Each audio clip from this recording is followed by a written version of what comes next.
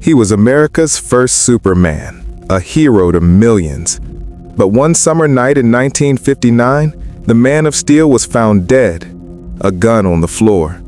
A mystery that's haunted Hollywood for decades. Was it suicide? Or something far darker?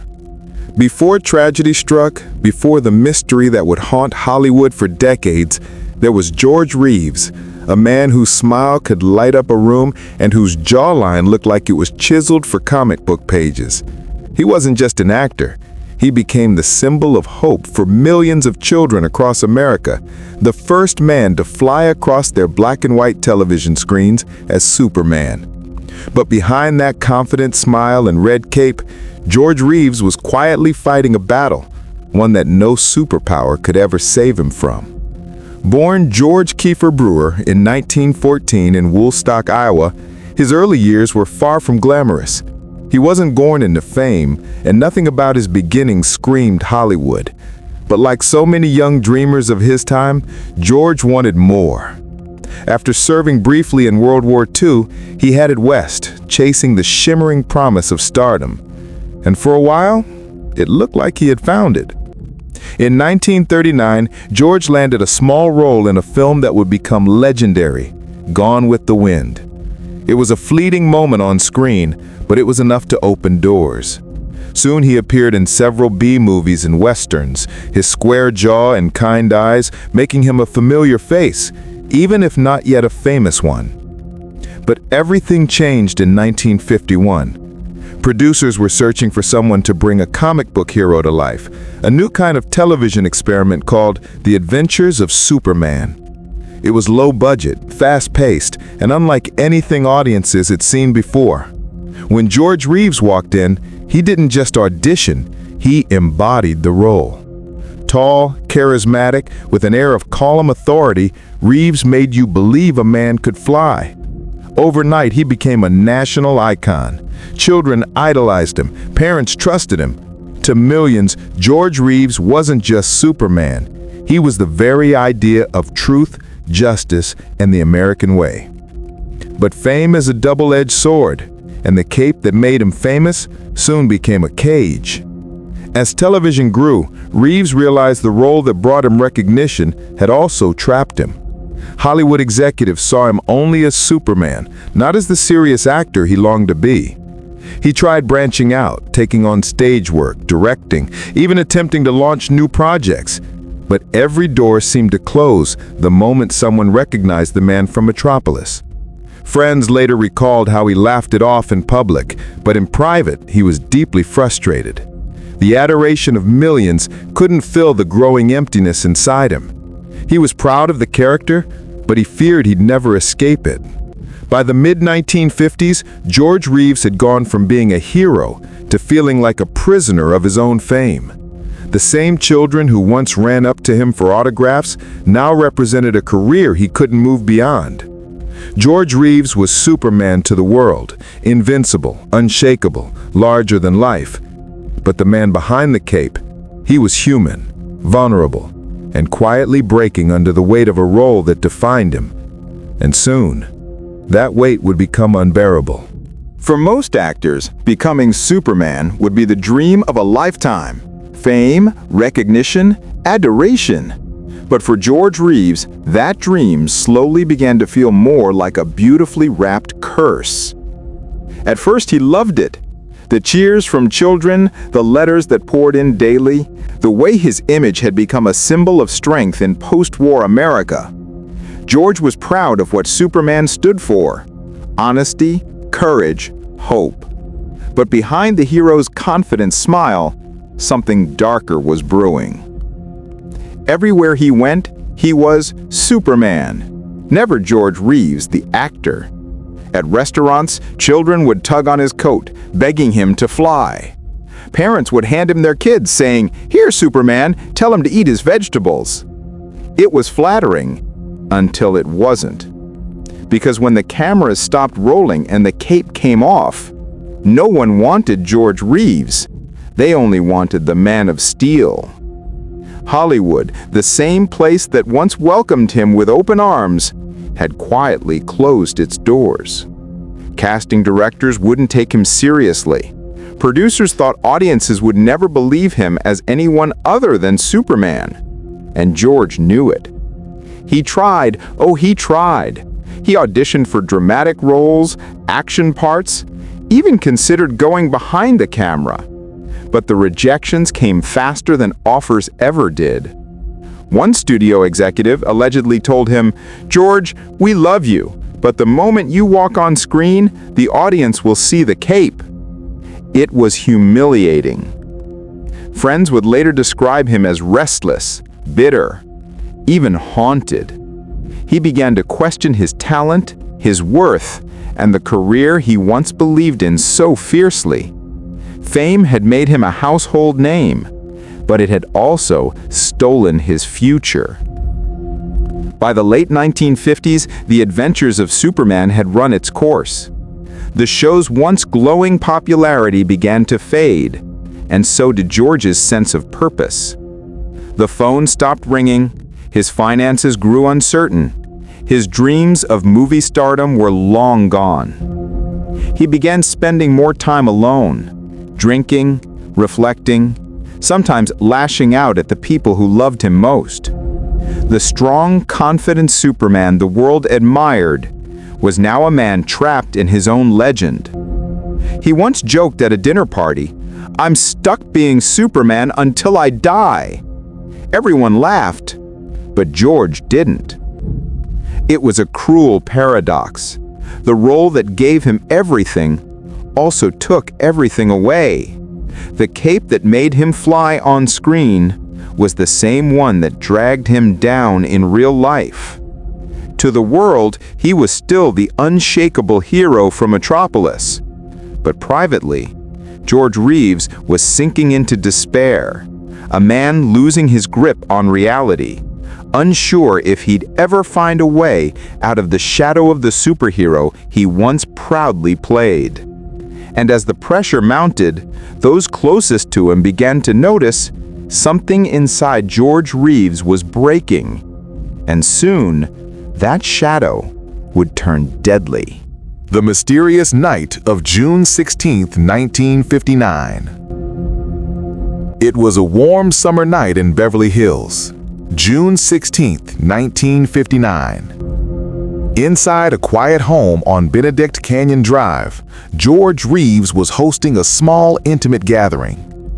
No one knew it yet, but within hours, the man who once flew across America's TV screens would be dead from a gunshot wound to the head. That night, George wasn't alone. In the house were three people: his fiancée, Leonore Lemon, a fiery New York socialite known for her quick wit and even quicker temper; William Bliss, a writer and friend; and Carol Van Ronkel, the wife of George's neighbor. Later, another guest, Robert Condon, arrived unexpectedly. The mood was light: drinks, music, casual conversation. But beneath the surface, tension simmered. Those close to George said his relationship with Leonore had become turbulent. They fought often, sometimes loudly, sometimes violently. And that night, the arguments had returned. Around midnight, George complained of being tired. He excused himself from the group and headed upstairs to his bedroom. According to Leonore, he said he was going to bed. But moments later, a single gunshot rang through the house. Then chaos. When the others rushed upstairs, they found George Reeves lying on the bed, a 30-point caliber Luger pistol on the floor, and a bullet wound to his temple. He was dead. It was the kind of moment that freezes time, surreal, horrifying, and impossible to comprehend. But what happened next only deepened the mystery. Instead of calling the police immediately, the group downstairs waited, by some accounts, nearly 45 minutes. They kept drinking, kept talking, as if unsure how to react. When officers finally arrived, the scene was chaotic and confusing. Leonore Lemon was reportedly calm, even making grim jokes, allegedly saying, "Well, he's going to shoot himself. Let's not disturb him." Statements later revealed she may have said this before the gunshot, a chilling detail that would haunt investigators. The official story came quickly: suicide. The police concluded that George Reeves had shot himself in a moment of despair. After all, his career had stalled, his relationship was rocky, and he had been drinking heavily. But not everyone bought that explanation. There were no fingerprints on the gun. The bullet casing was found in an odd position, inconsistent with the angle of the wound. 3 other bullet holes were discovered in the floor, suggesting the weapon had been fired multiple times. And yet, the guests downstairs claimed to have heard only 1 shot. Even stranger, neighbors reported hearing 2 shots, followed by a woman's scream. The inconsistencies piled up like puzzle pieces that refused to fit. Some believed George, in a drunken state, may have accidentally pulled the trigger while cleaning the gun. Others whispered darker theories, that someone else had been in that room, and the truth had been buried under Hollywood's polished surface. Whatever happened that night, one thing was clear: Superman was dead. And the story behind his death was anything but simple. Was it despair that pulled the trigger? Or something, or someone else? The official story: suicide. When the police arrived at 1579 Benedict Canyon Drive in the early hours of June 17, 1959, they found chaos. Half-empty glasses scattered on tables, cigarette smoke still hanging in the air, and 3 guests whose stories didn't quite match. At the top of the stairs lay George Reeves, Hollywood's Superman, dead from a gunshot wound to the head. The weapon, a .30 caliber Luger pistol, rested neatly on the floor beside him. No signs of a struggle, no forced entry. To the police, the conclusion came quickly and cleanly: suicide. Detectives noted that George had been drinking heavily that night. His career was floundering. His engagement with Leonore Lemon was volatile, and friends said he'd been deeply depressed. According to witnesses, he went upstairs alone, and minutes later, they heard the fatal shot. It all seemed to fit. But almost immediately, the cracks began to show. The first red flag: no fingerprints were ever found on the gun. None. Not George's, not anyone's. How could a man shoot himself and leave no trace on the weapon? Then there was the matter of timing. The guests, Leonore Lemon, William Bliss, and Carol Van Runkle, didn't call the police right away. Some reports suggest they waited as long as 45 minutes. Others say they made multiple calls before anyone actually came. But why the delay? Leonore's behavior raised even more eyebrows. When police questioned her, she seemed calm, even flippant. According to witnesses, she joked that she knew George was going to shoot himself and that he was probably cleaning his gun and it went off. One reporter later claimed she laughed during her statement, describing the events as one of those things. It didn't help that she changed her story several times, first saying she was downstairs when the shot went off, then that she'd been coming up the stairs, then that she'd predicted it all moments before. And then came the ballistic inconsistencies. 3 bullet holes were found in the bedroom floor, not 1. Police chalked it up to earlier target practice, but no one could say when or why George would fire his gun indoors. Neighbors reported hearing multiple shots, followed by a scream, yet the guests claimed to have heard only 1. The body was found lying neatly on the bed, not slumped, not collapsed mid-action. The Luger was on the floor, just inches away, positioned awkwardly for a self-inflicted wound. Even more suspicious, the trajectory of the bullet didn't perfectly align with a typical self-inflicted shot. Still, despite all this, the coroner's report was brief and definitive. Self-inflicted gunshot wound to the head. Case closed. The public was stunned. Fans wept. Hollywood moved on, but those closest to George refused to believe it.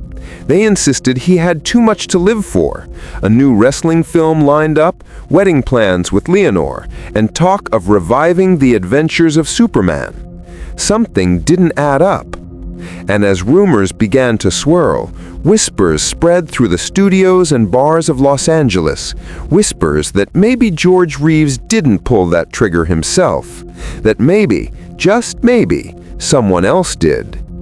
If George Reeves didn't end his own life, then who did? The alternate theories. The police may have called it a suicide, but Hollywood didn't buy it. The whispers began almost immediately, quiet at first, then louder, spreading from studio lots to cocktail parties. The death of George Reeves, television Superman, didn't feel like despair. It felt like a cover story. And soon, the theories began to multiply. There were three dominant theories that would haunt investigators for decades: accident, murder, and something darker. Each one more complicated and more dangerous than the last. Let's start with the first, the accident theory. Some believe George's death was the result of reckless behavior, that he was showing off, drunk and frustrated, perhaps waving his gun around to prove a point. He was known to keep his Luger by the bedside, even firing it into the floor on occasion to quiet noisy neighbors or impress guests. Maybe, some said, it went off by mistake. But even those close to him doubted it. George was meticulous, even cautious with firearms.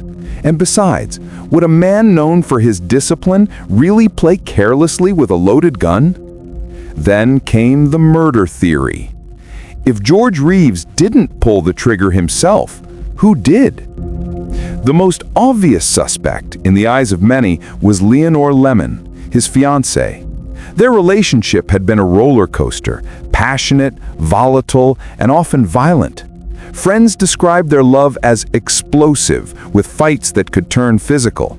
Leonore was known to drink heavily, and that night she had been overheard making dark jokes about George's fate, even predicting his death minutes before it happened. Coincidence or confession? But Leonore wasn't the only woman in George's life. There was another, one whose shadow loomed even larger.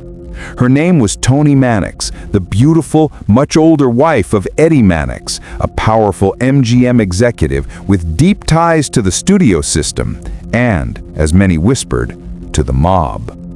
Toni had been George's lover for years before Leonore entered the picture. Their affair was no secret in Hollywood. She adored him, showered him with gifts, even bought him a house. But when George left her for Leonore, Toni was devastated. Friends said she felt humiliated, discarded. One reportedly claimed Toni once muttered, "If I can't have him, no one will." Then just weeks before George's death, witnesses said he had been receiving strange phone calls, silent ones, late at night. Some claimed Toni had been trying to reach him. Others believed those calls were warnings. Could the wife of an MGM executive have ordered a hit? Could powerful men have ensured the police ruled it a suicide to protect their own? It wasn't impossible. Eddie Mannix was no ordinary husband. He had influence, connections, and a reputation for making problems disappear. Those who dared to dig too deep into George's death often found doors suddenly closed or threats quietly delivered. So, was it an accident? A jealous lover's revenge? Or the silencing of a man who had angered the wrong people? Hollywood would never agree on one answer, but everyone agreed on this. The official story didn't tell the full truth. And if powerful men really did bury the truth, then the mystery of Superman's death wasn't just a tragedy, it was a warning. The cover-up allegations. By the morning after George Reeves' death, the world had already been told what to believe. The official line was simple: Superman had taken his own life. But beneath that neat conclusion, whispers were spreading like wildfire through Hollywood's golden corridors. Whispers of power, influence, and a cover-up. You see, George Reeves wasn't just another actor. He once was romantically involved with Toni Mannix, the wife of Eddie Mannix, one of the most powerful men in Hollywood and a senior executive at MGM. Eddie wasn't just influential, he was untouchable. A man who could make or erase careers with a single phone call. And that's where the theory of a cover-up begins. Some say when George died, the studio machine went into overdrive. Not to seek justice, but to protect its own. Police quickly ruled it a suicide. Case closed. But was it really? Insiders claim that the scene was tampered with before investigators even arrived. Evidence went missing, statements were changed, and phone records, crucial ones, mysteriously disappeared. Even the guests at the house that night gave stories that didn't quite line up. One said they heard the shot after an argument. Another said it happened while everyone was laughing downstairs. But when officers pressed further, the witnesses grew suddenly vague. Some believed they were warned by powerful people to keep their mouths shut. Hollywood journalists of the era spoke quietly, off the record, about MGM's reach. It wasn't just a studio, it was an empire with deep ties to city officials and the police. As one writer later put it, if Eddie Mannix wanted something buried, it stayed buried. And buried it was. No follow-up investigation, no re-examination of the evidence. The coroner's verdict stood, self-inflicted gunshot wound. But those close to George weren't convinced. His mother insisted her son would never take his own life. His friends said he had plans, upcoming projects, new beginnings. To this day, many believe MGM's influence reached beyond the sound stages, into police stations, newspapers, even the coroner's office. They say Hollywood's most powerful men couldn't allow a scandal to touch their kingdom. So, maybe the truth wasn't lost. Maybe it was buried under the weight of money, power, and a legend that Hollywood couldn't afford to destroy. When the Man of Steel fell, his story didn't end with the pull of a trigger. In fact, that's where it began to twist into legend. George Reeves may have been buried, but something about him refused to stay dead. Soon after his mysterious death, strange things began happening inside that Benedict Canyon home, the same home where George's life had ended. Tenants who moved in after him told stories, whispers in the hall, cold drafts that came out of nowhere, and a shadowy figure seen standing at the top of the stairs. One couple swore they saw a tall man in a gray suit appear in the living room, only for him to fade into the walls. Another tenant claimed that late at night the TV would switch on by itself, and there, flickering on the screen, was Superman. Not the rerun, not a tape, just static, forming the faint outline of his cape. Whether it was grief, guilt, or something far stranger, people started to say that George's spirit never left that house, that he was trapped between two worlds, the man he was and the hero the world demanded him to be. And then came what fans call the Superman curse. It started as superstition and turned into a chilling pattern. Kirk Alyn, who played Superman before Reeves, struggled with mental illness and vanished from the spotlight. Reeves himself, dead under mysterious circumstances. Years later, Christopher Reeve, the next generation Superman, would suffer a life-altering accident that left him paralyzed. Coincidence? Maybe. But Hollywood loves its myths, and this one clung to the legend of George Reeves like a ghostly cape. Each new tragedy seemed to breathe life back into his name, a reminder that the role of Superman carried a shadow as dark as the symbol was bright. To this day, visitors still stop outside the house where George died. Some leave flowers. Others swear they've seen lights flicker in the upstairs window, or a man standing there, watching quietly, just as the real Superman once did. Maybe it's just a story, or maybe George Reeves, forever trapped between fame and fate, still walks those halls, searching for the truth that Hollywood refused to tell. Even in death, the legend of Superman lives on. For years, the world only saw George Reeves as Superman, the hero in the cape, the man who could leap tall buildings and defy gravity. But behind that perfect smile was someone far more human, someone fragile, complicated, and perhaps misunderstood. George Reeves came to Hollywood chasing a dream, to be an actor respected for his craft. He had charm, talent, and that unmistakable spark that could light up a room.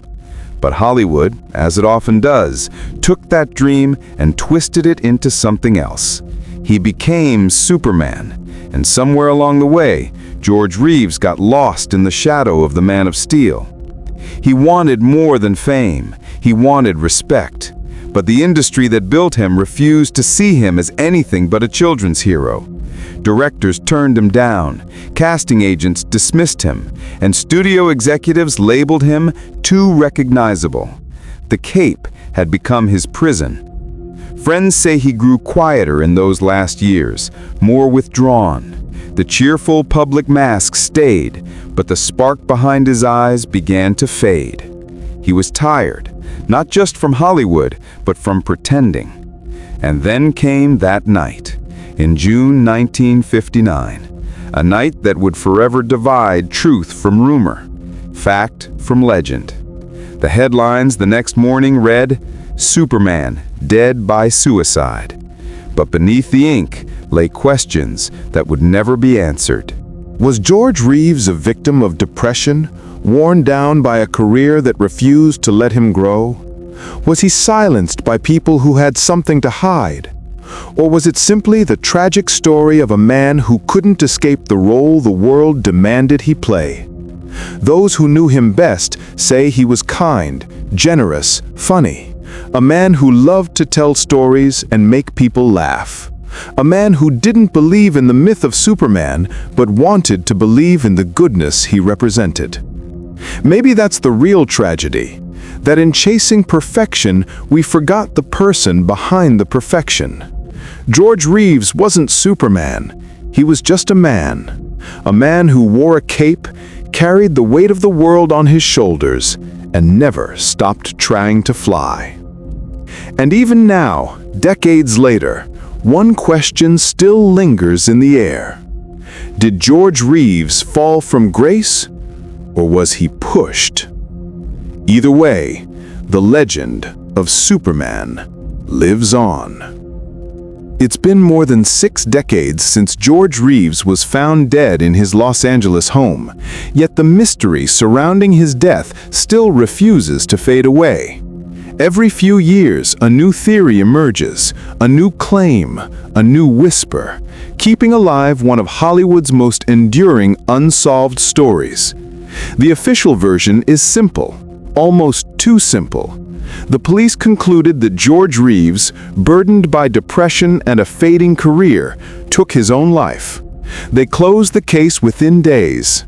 No fingerprints on the gun, no signs of a struggle. Just one man, one bullet, and one tragic ending. But the inconsistencies linger like ghosts in the corners of that story. The guests downstairs who claimed they heard the shot but didn't rush to help. The delay in calling the police, the position of the body, the absence of fingerprints.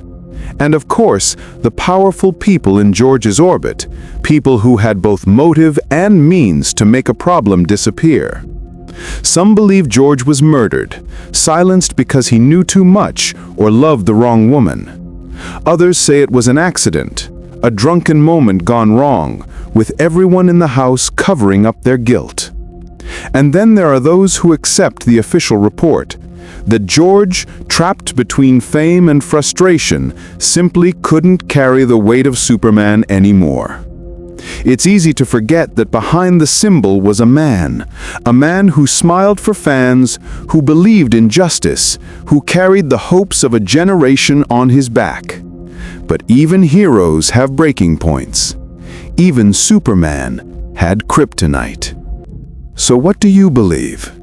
Was George Reeves a victim of his own despair, or of something far more sinister?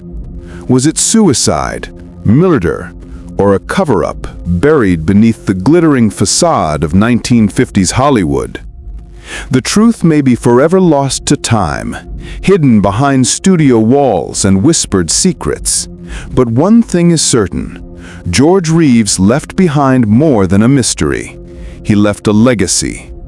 He showed the world that even in tragedy, legends never truly die. Maybe George Reeves couldn't escape being Superman, but in a way, that's what keeps him alive. Every rerun, every fan, every story like this one, they keep the Man of Steel standing tall.